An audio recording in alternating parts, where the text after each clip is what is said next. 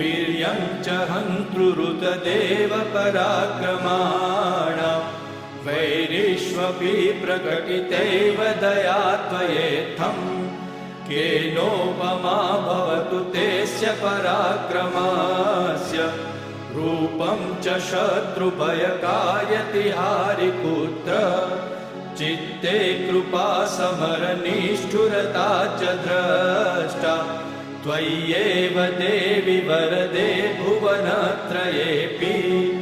त्रैलोक्यमेतदखिलं रिपुनाशनेन त्रातं त्वया समरमूर्धनि तेऽपि हत्वा नीता दिवं रिपुगणाभयमप्यपास्त मस्माकमुन्मदसुरारिभवं नमस्ते शूलेन पाहि नो देवि